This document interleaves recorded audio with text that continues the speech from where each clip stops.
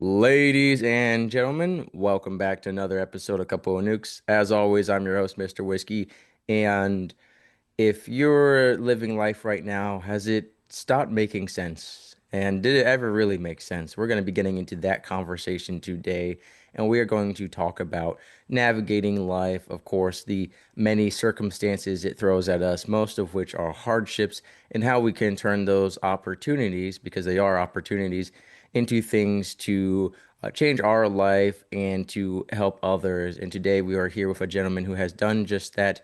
Jody Brooks, so great to have you here. And could you please tell us a little bit about yourself? Yeah, so my name's Jody. I'm a life coach now after this rebirth that I experienced in midlife from started at 47. It probably went on for a good 5 years until I came out the other side. Originally, I have worked for 32 years in the hair, beauty, and cosmetics industry, in senior leadership as an educator, ran my own successful business that was award winning, uh, spoken at the United Nations on sustainable beauty.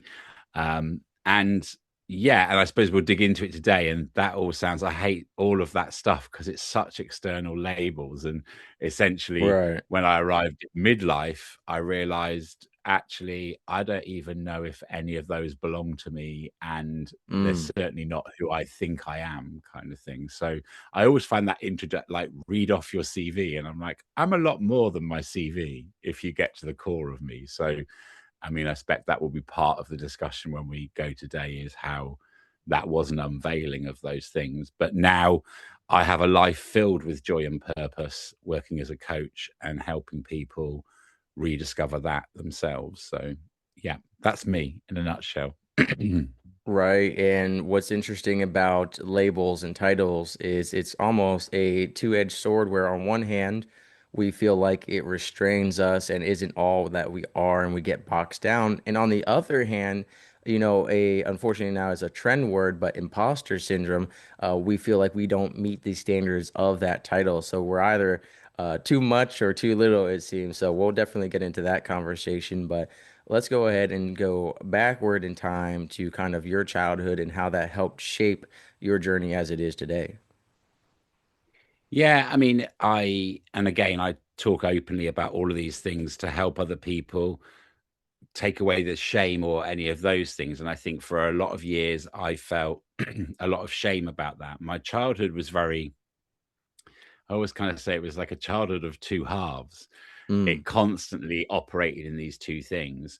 My parents divorced when I was very young, and obviously I'm in my 50s. So in the 70s, that was really, really rare. I was the only kid at school. Mums whispered at the playground, kind of, that's not his dad, all of that, and they're very firm memories that I carried for a mm, long time. My dad disappeared when I was 6. He was supposed to come on Christmas Day to pick me up. He never turned up, and I didn't see him again for another 17 years. And kind of then moving kind of into like, not just before teenage years, um, my mother became an alcoholic, um, and that spiraled drastically. And that really did start to shape stuff. I didn't really have a very good relationship with my stepfather. So I was kind of very isolated. But at the same time, I had this idyllic childhood on the outside. And I think that's very much kind of when I talk about how childhood trauma shapes you. When I went back and looked at it, I was like, well, that makes perfect sense, because on the outside, I came from a very middle class family. Kind of my mum's drinking was, all kept away and quiet. Nobody discussed it. It was comments like, well, mm. she likes a few drinks. And it's like, she doesn't like a few drinks. She drinks a bottle of brandy, but Oh, like that was how wow. it was dealt with, kind Yeah. of thing. And but I grew up in a tiny little village, and I had the benefit of a community. And so, as painful as home was, I constantly had this escapism outside it where I could pretend it didn't exist. And my other sanctuary became school. I loved school because I got to escape it all. But And that allowed me to start putting a face on. And I think very much when you grow up around addiction, you start to struggle with what's real, and as Mm, a child, you project and you long for the day that they're sober. And right, so right.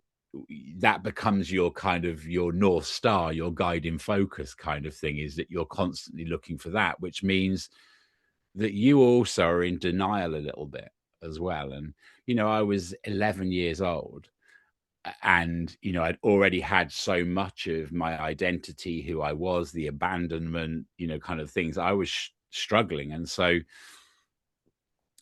what I worked out very quickly when I learned and I look back at it, and certainly how that shows up then as an adult, is I learned to be a people pleaser. I learned really early on to be a people pleaser. If I wanted to be seen and heard, then I needed to make sure I pleased people. And that didn't always mean positive things. But I also learned how, in a negative situation, my body became so attuned to it that it would diffuse the situation by people pleasing, by diverting it, by doing whatever it took to stop that argument. As time progressed, my mother's marriage with my stepfather got to a point of violence and all sorts of things like that. And I used to protect my little brother by, it was his dad, but I used to protect him by making sure he never saw any of it. Mm, And so I was perpetuating all of these, like, I kind of was perpetuating all of these different me's at one time, like kind of, and when I hit my 20s, I essentially had a massive identity crisis, because I kind of didn't know who I was, because I was this construct of all of these different things. And I moved away to go to university. And in that kind of that element of my coping strategy had been the environment outside my home. And when I moved to an environment where that didn't exist, the mm, world caved in. Like, I right. just was like, I can't do this. And that's the point where my mental health spiraled. And because a lot of the coping mechanisms of that through my childhood, I remember I used to go to my next door neighbors. I went to school with them, and their mum again knew what was going on, and so it was this safe haven. So I was blessed. I have this thing where I have so many happy memories of childhood. And then I think that caused me turmoil, because there was all this trauma, but at the same time it wasn't all bad. So it took me a long time to actually say, no, there was a lot of childhood trauma, Jody. That wasn't normal, because I'd done the same thing. Is I'd kind of papered over the cracks and done what everybody else was doing. And so then in my 20s, I then did experience really severe clinical depression and have a full breakdown in the end, where I was so lost and frightened and had no connection. And back then, again, we're still kind of back in a time, we have a long way to go with mental health and mental wellness, but we have come so far. When I look back to like 20 Right. year old me, 20-year-old me was never going to go to the doctor and say, by the way, I feel like killing myself. By the way, it was that. And so, I always, when I talk about it, I say it's like you're in this dark hole and you just slide further and further and further down it, until in the end, the light at the top is so dim you can hardly see it. And there's no point shouting, because no one's going to hear you. And it becomes, I think it's very hard to explain. And the reason I say that is, if there's anybody listening, is it is a physical pain. I can't, like, to say to people, is it's not Yeah, just an emotional pain. It becomes physical. It's I like agree. bone deep. It's bone deep Yeah. pain. And so again, you're like, well, how do I explain that? If I sit in front of a doctor now, like, what's wrong with you? Well, I just hurt. every bit of me hurts right now. Mm. Well, what? Well, just every bit of me. So you could kind of like, you just think to yourself, well, the doctor's going to instantly think that I'm insane at this point, kind of thing. Mm. And so it does become really hard. And I do think that we have traveled some distance, because when I hit 47, to kind of show that we've come so far, when I hit 47 and I went to the doctor and I said, look, I don't feel great. This is when I'd burnt myself out. I was exhausted and I was suffering from burnout. It felt very similar, but I knew it was different. And I was floored because the doctor actually said, have you had suicidal thoughts? And I was more shocked that she'd asked me, because Mm. I was like, that would never, ever have happened like 20, 30 years ago. There's no way that that would have happened, kind of thing. It would Right. have And been, now they ask it your every time you go. like, Yeah. like outright. And I was more floored by that. That kind of like took me aback, kind of thing. And so that then, and I can talk about it now with such clarity after the 5-year journey in my midlife of kind of rediscovering myself and realizing how that set that people pleasing up. And that people pleasing, I had a very successful career in my industry. I have been to, I think it's 37 countries, 3 continents. I've done all the major Mm. fashion shows. I was a high achiever because I was a people pleaser. And so, that very much became my coping mechanism, was to keep pushing, because at some point you'll be accepted. If you keep pushing and you achieve these things, you'll get it, Jody. You'll get this connection that you're lacking.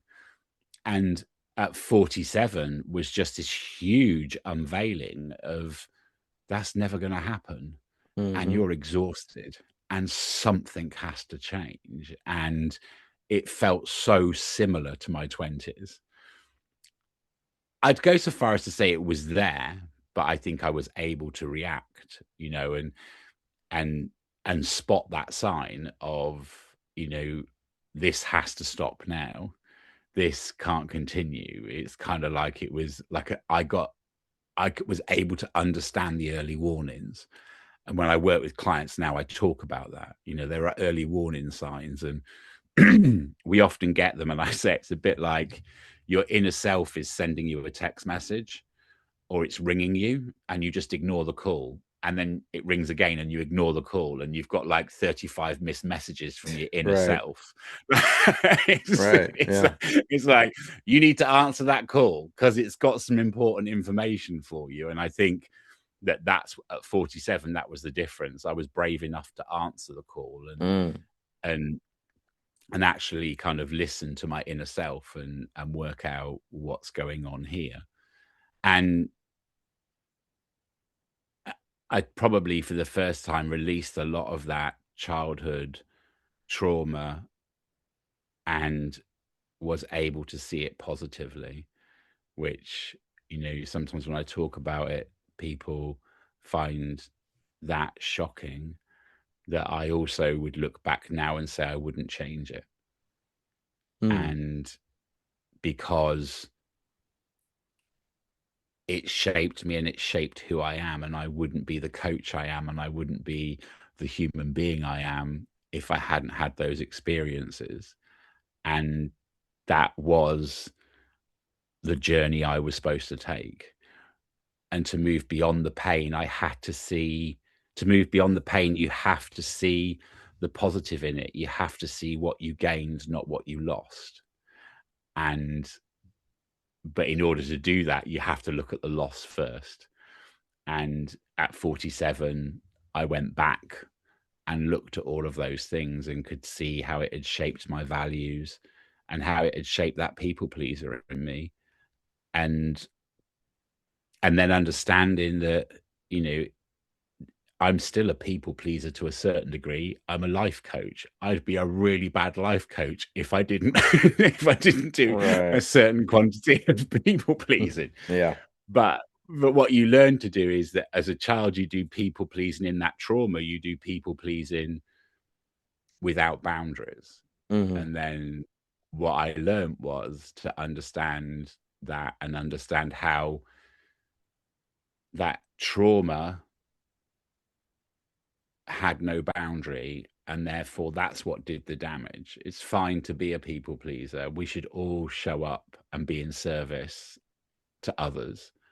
it, I believe it's a key fundamental thing that makes us all tick, and we were all put on this earth to be in service, Yes.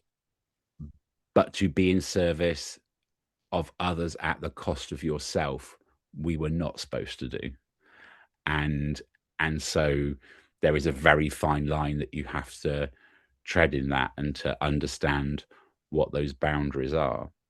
And also, now I suppose as I talk so freely about it and do, huge in-depth discussions, I've retrained in suicide and self-harm prevention, because I look back and, even talking about it today, is if we can remove the shame, and we can allow people to understand that what's actually happening in that moment is your humanity.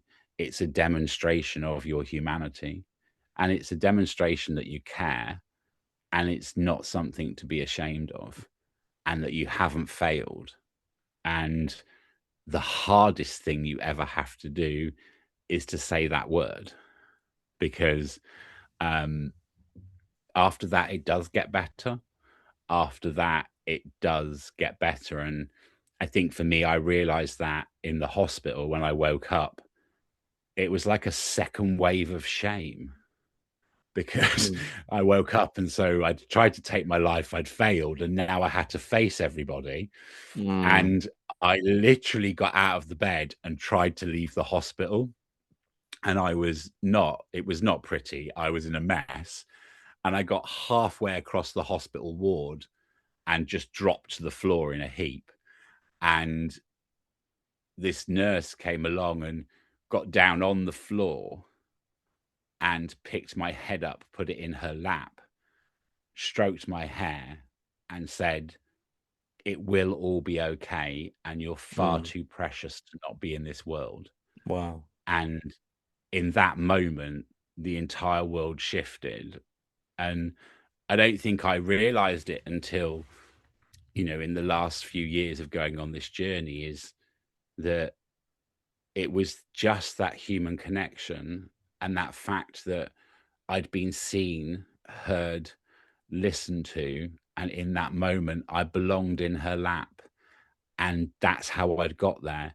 Is all of those things were missing from my world. I didn't feel seen, I didn't feel heard, I didn't feel listened to, and I definitely didn't know where I belong. And so I I don't, it's hard to say because I'm not kind of saying that, but that was the blessing in that moment, is to truly understand how important human connection is, and how those things are, that they make us all up as human beings. And that on the other side of it, once you can voice it, once you can say it, you can move on from it.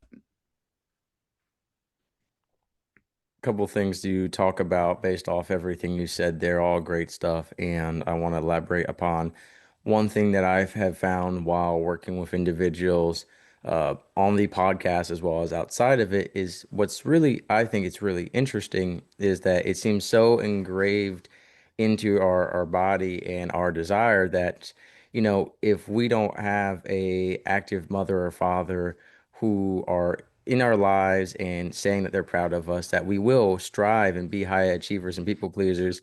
Yet, all these people, it could be famous people, rich people, people that really matter to us, saying that they're proud of us, that they care, it somehow doesn't equate to what it would mean coming from our parents. Even if we've never met our parents, even if they're not in our lives, for some reason, we crave that more than anything. And I look at how that is engraved into us through television shows, through books, through music, and even on a biological level. It's so interesting.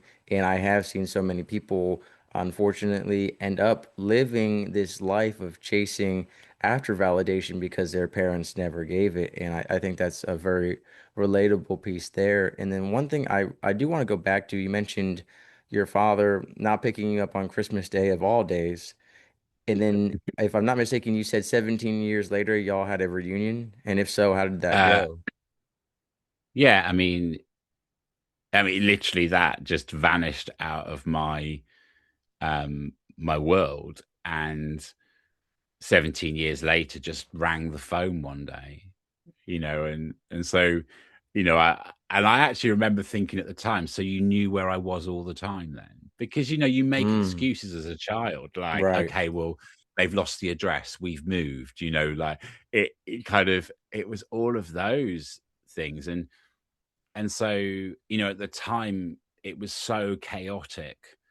The house that I was in, my mum's drinking had reached a peak. Her marriage was destroyed. Like, my brother was my half brother.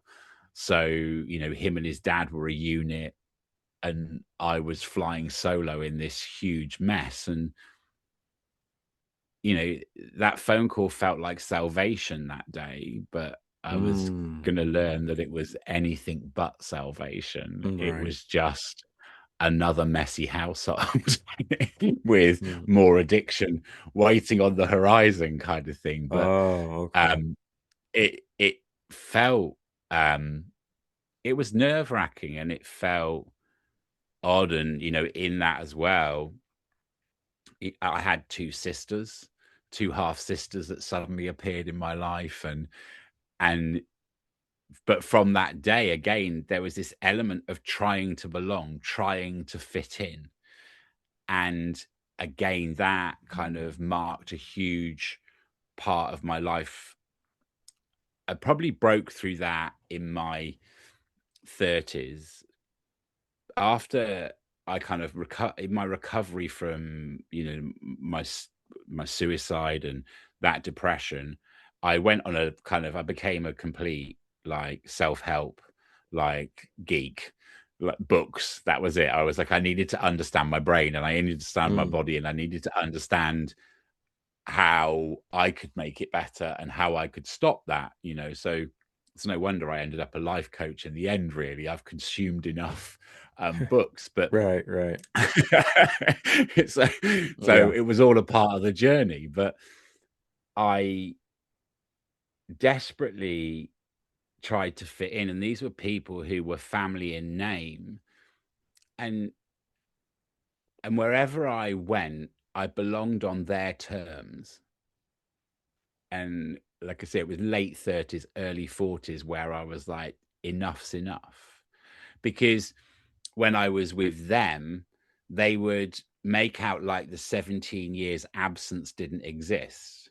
It was Right. like a void. Like, it's just But it like, meant everything to you. and I'm like, hang on a moment. And then, you know, there's all these elements where, my dad didn't know who my school teachers were or who my best friend was, or, like, just all of these things. But Y'all were just strangers. it, they were uncomfortable about knowing those things, because knowing those things highlighted that they'd had this void. And Mm, so there was an element where I was required to deny parts of me. I was required to show up and be the son, and be, like the prodigal son had returned kind of thing. And and I was referred to by my father like that an awful lot, never by my name, like a possession. This is my wow. son, like, this is my son. And you know it it was kind of there where I was like, and then also with my stepfather, I didn't fit there quite. And the only person I fitted with was my mum and my grandmother. And I think that was also a thing that had triggered the depression. Is I lost my grandmother when I was 19, and she'd been kind of my rock in it all kind of thing. And so, that whole point of losing that one person who was consistent, who was the adult that I trusted in my life, and then removing myself and going to university. I look back now and I kind of laugh, and I'm like, I didn't really stand a chance. It was all lined up ready, like, kind of, it was like it was just going to be a matter of time at that point. Mm. And I realized that, through all of that, that's what I'd done. And again, back to the people please, and it was a performance. And it was a performance where I was only acceptable on these terms. But it's okay, because to have some connection or some sense of identity or something at the time I thought was worth that sacrifice. Right. In the end, you realize it's not worth that sacrifice. And in fact, that connection, I would strive there. And I think it is, I don't think it's when you were saying there about this inbuilt thing, I think you made a really interesting point, because I think as human beings, we're inbuilt, we are, we're a pack animal. If we take it down to that, we're meant to be in communities and we're meant to have connection. I think those models and those things that we're fed by media and history tell Right. us it should be our family. But I think you actually do get to make your own family if you choose. Mm. And I agree. you can find that connection in other places. And in fact, I would urge anybody who feels that lost is to not think that you have to make that connection work, but just go and find the connection that works for you. And you can find that, you can fill that totally. It doesn't have to be in that place. And 100%. so I think that's it. And so I went through a lot of my life feeling rejected. And then I think in the last part of it, before my father passed, we just had just the most rocky, distant relationship. But I would be rolled out at special occasions and referred to as the son again. Like it was kind of like, it was like, like you get the best crockery out, someone's coming round for dinner and you get the best Right, plates right. out. It was like, okay, well, we're having to do, let's roll the sun out again, like this kind of, and it Mm. was very much this whole kind of thing. And then afterwards, like, you know, go back. But I crave that. And I think in my journey of healing myself, I just again did that thing of forgiveness. And instead of feeling like I'd lost out, I was able to go, actually, you lost out. Because Right. if I was a father, I'm a pretty epic son. And you didn't get to share in that, and that was your choice. Right. And so he continued to drink until his last day. And we had spent some time together at the hospital, and I was at peace with it all. And I had a conversation with him one day, and he just looked at me, and I was actually helping him eat his lunch at the time. And he said, I do love you. And I said, I know you do, Dad. And I love you. You're my father. I'll always love you, but it has very many different forms. And he said, I am sorry. And I don't know where it came from, but out of my mouth came, Dad, you don't need to be sorry, because I'm sorry. I'm sorry. And there's nothing I can do to change it in this moment, because I'm a pretty epic human being, Dad, and I am your son, and you can be proud in that. But I can't give you back what you've missed out on. And so you don't need to be sorry, Mm. because I can't make it right in this moment, and neither can you. You just need to know that I don't have any hatred, and I love you. You're my father, and I will love you for being the father that you were meant to be, Mm. because I am so many amazing things because of you being my father in the way that you were. And that's how, going back to that thing, is where you find the positive, because there were so many elements of it that I'm a much bigger human being for that experience. And the pain was really his in that moment. Yeah. So, is that's the reality of it, is, if we wanted to say who made the bigger sacrifice. And so I actually kind of came out of it better off in the end, because I was able to have that insight and that experience. And I always remember it was very well known in the family how bad I'd been treated and all of those things. And I did the eulogy at my father's funeral, Mm.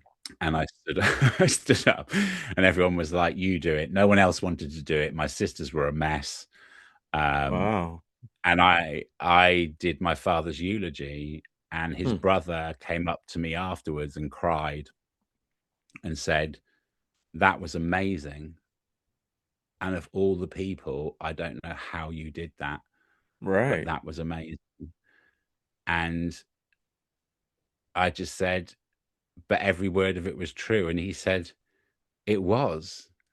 And because I'd worked through it all and applied forgiveness, I was still able to honor him. I didn't stand there with anger and hatred and all of Right. those Right. things. Is I'd done all of that. And I think, there's that thing where, when people say to you, like, if like, what would you do if you found out you were going to die tomorrow?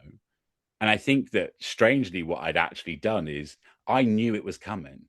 He was an addict, he was an alcoholic. I knew his life was on the horizon. And I remember thinking to myself, that day is coming. And how do you turn up on that day?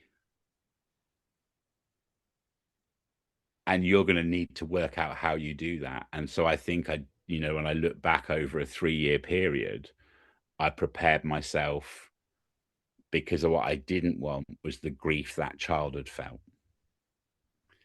I didn't want the loss all over again. I didn't want any of that. So I kind of packaged it up nicely before we got there. And it's one of the things I'm probably proudest of in that sense, is that I got to be at peace with it, and for my father to be at peace with it as well before he passed, to kind of have those last few moments where there was some level of understanding.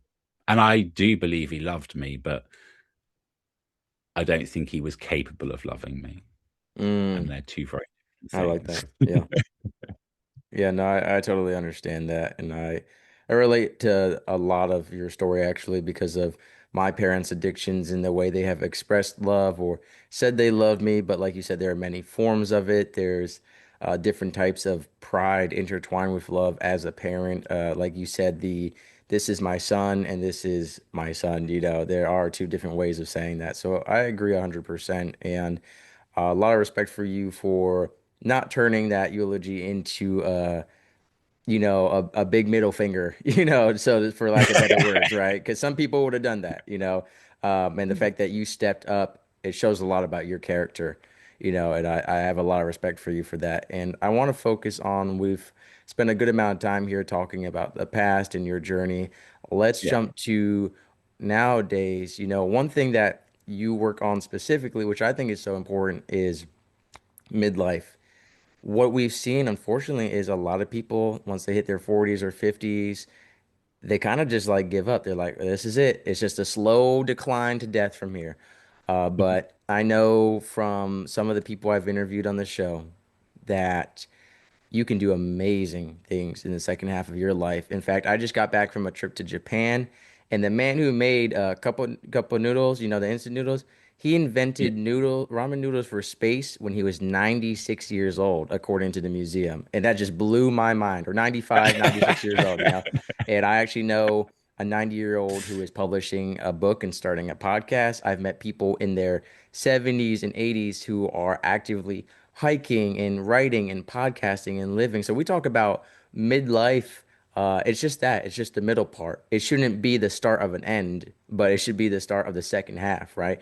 And so I want to get into that conversation with you about why are so many people stopping at midlife? Why are so many people just like giving up? I think like there are so many things that go on. Um, and like recent research and statistics is showing that this is now dropping to about the earliest signs of the symptoms that we associate with midlife are now starting to occur at 35, between 30 and 35. Wow. Okay. Wow. And I think, that in that bit that we did there, there's a lot in that stuff that I talked about identity. Mm-hmm. And at the core of that sense, when you hit midlife, that's what a lot of it has to do with, is a shift in identity. And I say that the sense of emptiness that comes with it is almost like grief. Is that there's so many things that show up that I think make people go, what is going on? Oh my god, this is scary, it is dreadful, etc., because it feels quite often like depression if it's extended.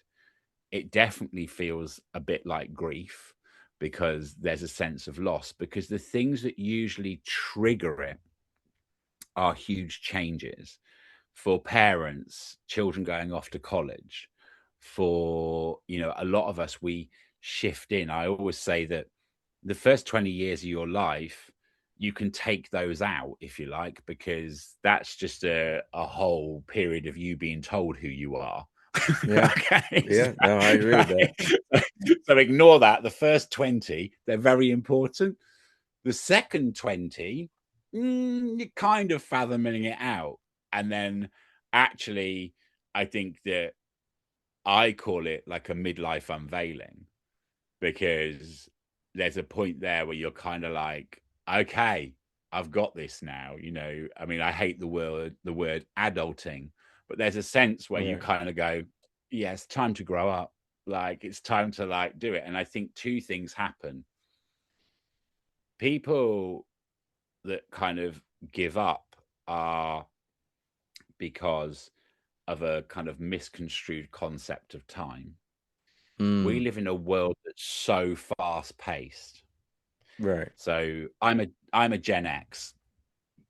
So I grew up without mobile phones, without computers. Like, the first game machine we had was one that you plugged into the television aerial, and you had a little paddle, and you played tennis with a bouncy thing going across it, and we all thought it was the most amazing thing ever.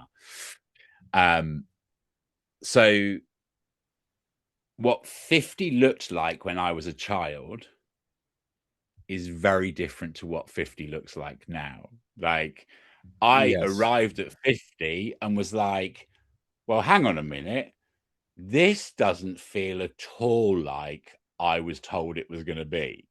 So it's a kind of a Mm. real, like, hang on a minute. I don't know how to be. So back to identity. Right. We've kind of based our identity on this external thing and this destination that we're heading Mm. to. And then we get there and we're like, well, this doesn't look like where I thought I was going. Mm. And it's moving at pace. I was looking at some pictures the other day, and it dawned on me, looking at this picture of it was a picture of one of my aunts. And I think I must have been about 12. And I did the maths and worked out that she actually must only have been about 53, 54 in this picture. If you'd have asked me, I would have said she was in her like 70s and 80s. Mm. Like, there's this shifted thing. And I think what's also happening is it keeps moving. Okay, so this concept that we all grew up, a bit like you were saying, like parents and connection, we grew up with this like elderly concept. And Mm-hmm. it's almost like you get near it and then someone goes, oh, no, no, no, it's another 5 years. Oh, no, no, no, no. It's another 10 now. Oh, no, no, no, no. it's, Right, it's this right. constantly shifting thing. And so this leads to this real sense of overwhelm, like a loss of identity, overwhelm. Where am I? What am I doing? And I call it the messy middle of midlife because it is messy. The problem as human beings is we like a yes or a no answer, and we don't like anything that doesn't sit in that. That gray area is to be Right, avoided at right. all costs. Like my clients get quite annoyed with me sometimes because I truly believe that two things can be right at the same time. And I'm like, look, those two things are right. And you're in the middle, and neither one's wrong. It's just where are you going to go kind of thing. And so in this middle bit here, and I think back to the 20-year journey, when we're in our 20s and stuff, certainly in our teens, I call it like the life bus. We go on a journey, and Yeah, sometimes we get on buses other people put us on. that is Okay. And then true. we get Yeah. off that bus.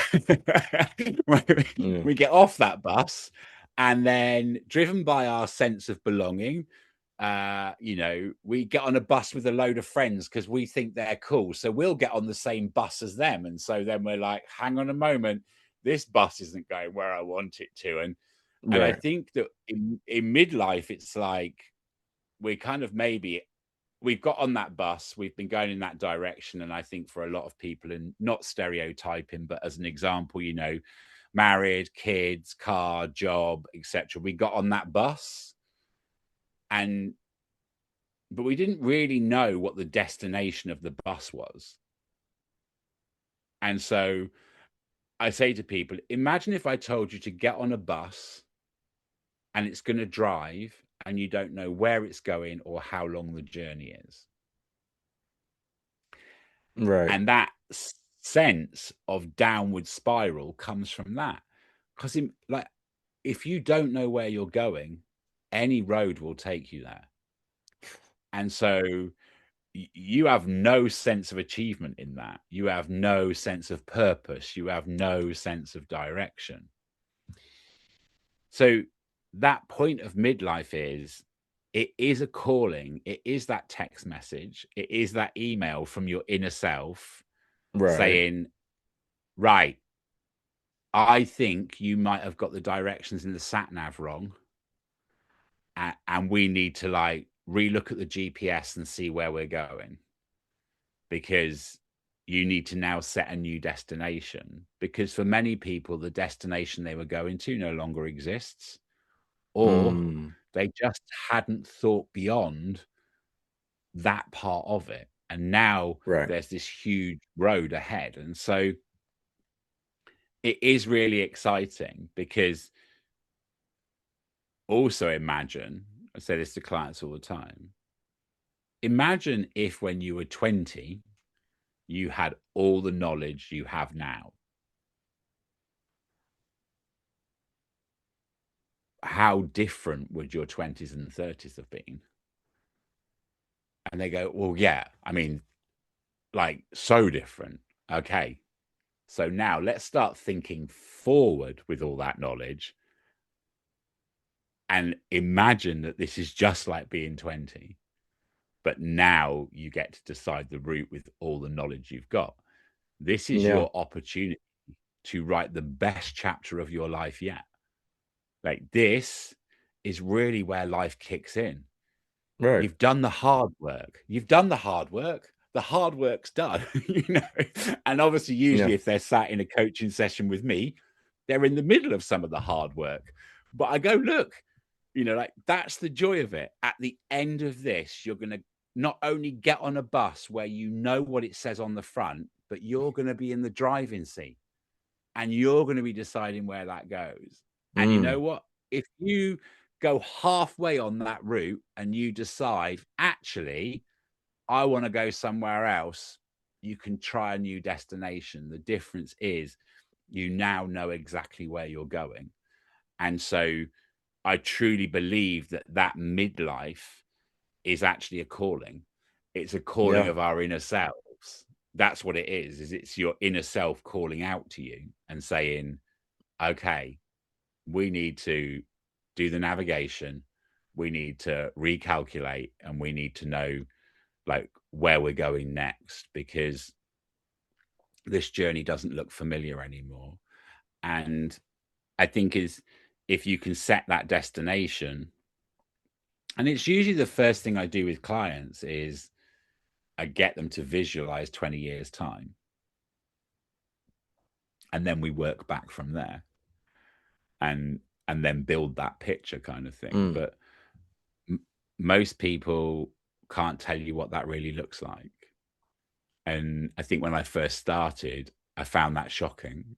Like I mean, I suppose I didn't, because I did exactly the same thing, but I thought that was just me. But it's consistent. Right. Is that it's just Right. Right. it's like well, okay then. So you imagine the monotony of that. And so when you Mm. say about this whole downward thing, well, it's no wonder you're just like, wow, this is it. Well, it's Right. only it if you choose it. But the only person that can decide that's it is you. And that's in setting that new destination.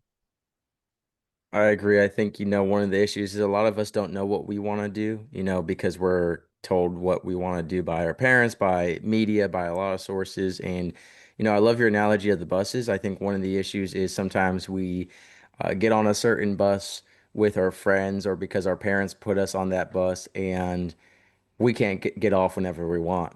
Some of these buses, it's like I know when I was in Japan, you can get on a train and it only stops at certain stops and it skips over the other ones. Like you're not jumping off that train, it's going too fast. So I think sometimes we don't realize because, like you said, not only is it that sometimes that we don't see where we're going, but sometimes we don't even look to care where we're going. We're just in that bandwagon, and then you realize like you get to your destination, all your friends are set up to be at that destination and you're not because everyone is on a different journey. And sometimes when you go somewhere, you need to bring certain gear, right? Like your friends all took you to the water park and you're in a suit. It's like, oh man, I Uh, had the wrong I occasion.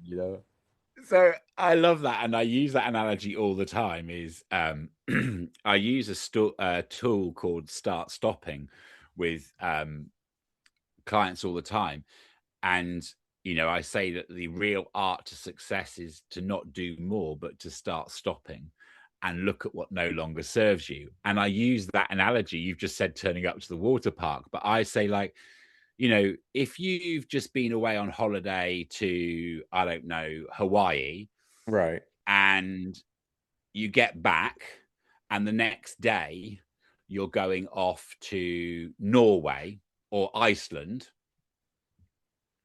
you're going to need to unpack your suitcase because you're going to look pretty ridiculous in a bikini in Iceland. Okay. So, like, and I said, that's the thing though, but we don't do that. We have a life suitcase, we have this baggage, and Mm. we need to stop sometimes and take out the things that we don't need for the next part of our journey. And so like that whole process is completely like that there. You make that really good Right. point. And that sometimes we get on a bus and we feel great on the bus because we're so sure, but when we get there we realize we don't belong. Mm. And that's because we weren't really sure on the destination. And I think in midlife we fall prey to it a lot. I think throughout life in general we fall prey to it a lot because it's back to that connection thing. Is that sometimes we're so driven by that connection that it will make us ignore things that are actually more important, but they're Yeah. ahead of us. And so we make those decisions in the now without any awareness of how they impact the future. And so, it is knowing that, well, where is that destination? Because then I can strategically choose.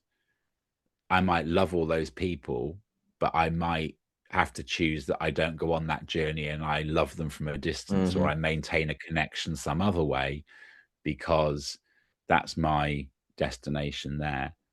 And I think I say to everybody, when it comes down to that thing I mentioned earlier about people pleasing, and when you don't do stuff in service of yourself, then you're not turning up authentically. And if you are sacrificing yourself to do that, then it's not authentic. And in fact, it will go wrong at some point, because it's not a win-win. It's a win-lose in there somewhere. And Yes. so it's more respectful to walk away from a situation sometimes, no matter Mm. how hard that might be, and say, but this is just not for me.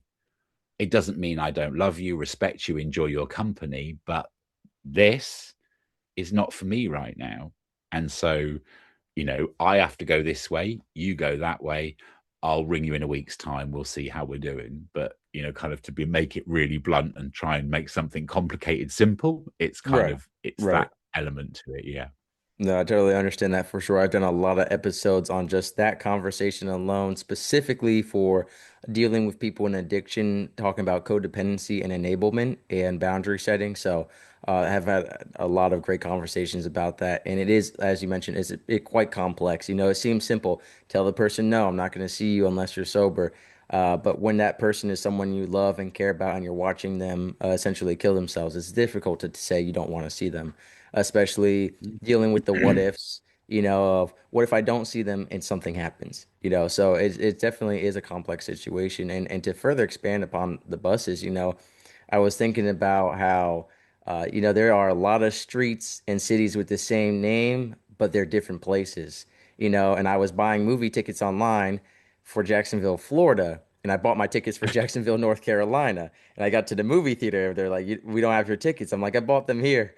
And it was the smallest two letters from FL to NC. Yeah. And so sometimes where we're trying to go in life can look like what we think it is, but actually be slightly different, and that can change everything. So I think we got to be vigilant and discerning. And as we wrap this episode up here, would love for you to share a little bit about, you've mentioned coaching quite a bit.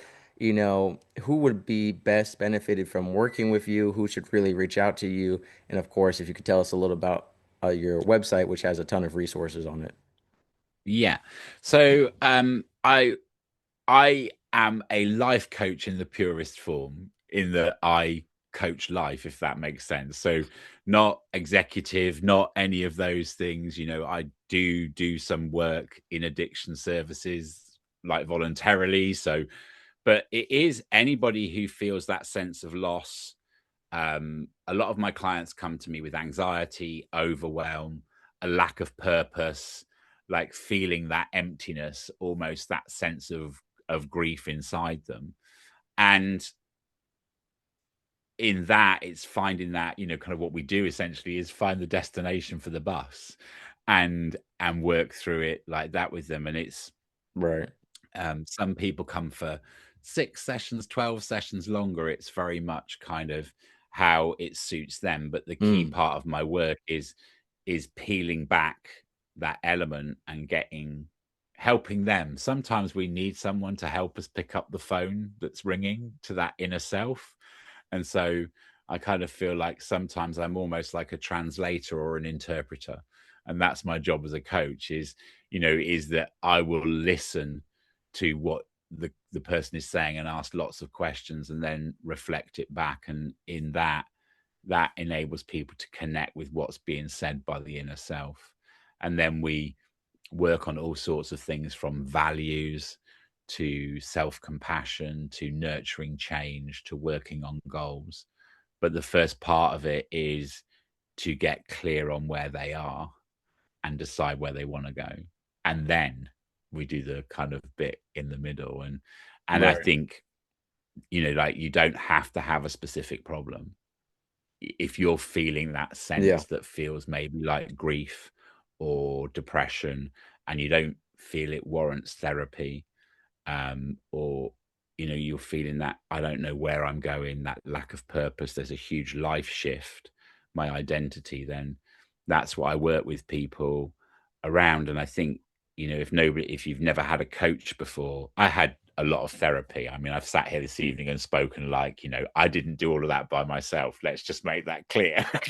Right, right, I, right. I You didn't mean, just wake up I've one had day, you're my like, I know everything now. that's Yeah, it it. But takes so much. magic, it's all Yeah, cured and gone. I had a lot of therapy, and right. but the moment it changed for me, there's a point where sometimes, and I say this as well, if you're someone that's had a lot of therapy and there are times when people come to work with me and I say, no, you need to go to therapy. You're not ready to be coached. You need to go to a Mm, therapist first, or see a therapist and me at the same time. But I think quite commonly, other people that I work with a lot are people who've come to the end of a lot of therapy, and they maybe felt like they were trapped in the therapy. And um, I know it happened to me where I was like, do we need to do? I've done, like, I'm good. Like, I get it now. I'm good. And you kind of like, now I want to move forward. And that's what I say to people, is that that's the key thing there, is if you feel like you need a direction forward and you need to move beyond where you are, then that's what we do as life coaches, is take people from here to there, kind of thing. And that's the major difference. And for me, that's what then became the breakthrough, is once I understood myself, I needed to work out how I moved away from that pain and that trauma. And so I have a range of different things, from a free community to anything, and everything is on my website, which is authenticcoaching.me. It's very simple, authenticcoaching.me. And feel free to reach out. I respond to everything personally. It is just little old me. It's not some huge big thing, kind of thing. So, right. and it's always nice as well if something's resonated, or you have a story today, or you want to share something. It's always nice, back to connection. It's always nice to know that the podcast connected, or that what we shared, I'm sure you find it as well, is sometimes it goes out there in the ether, and Right, right. you can feel like you're just shouting down a valley, listening to yourself coming back at you, kind of 100%. thing. So yeah, so kind of reach out. And like I say, and I have stuff from coaching directly with me to stuff that you do by yourself. So, and there is loads of tools, and there's one, the start stopping, I mentioned. Right. um that's actually a mini course, but I will send you a podcast discount code. And so if you pop it in the show notes, if people pop that in, they'll get the start stopping course free, which is that bit in midlife where you go, decide what you're going to take out your case and put back in. Perfect. So, ladies and gentlemen, again, we're going to add that website in description below for people to check out, as well as Mr. Brooks' information. And I want to thank you for your time today. I think, and I always emphasize this, it's so important that we take our look back and make it someone else's look forward to, as you mentioned a lot, which, I definitely have seen in my life, in the life of others, which is a lot of the hardships in our lives are ultimately opportunities that we are in charge of cultivating life lessons from them, the positives, and shaping where we go and how we impact others with that. So, thank you for the work that you do and for your time today. Thank you. It's been a complete pleasure.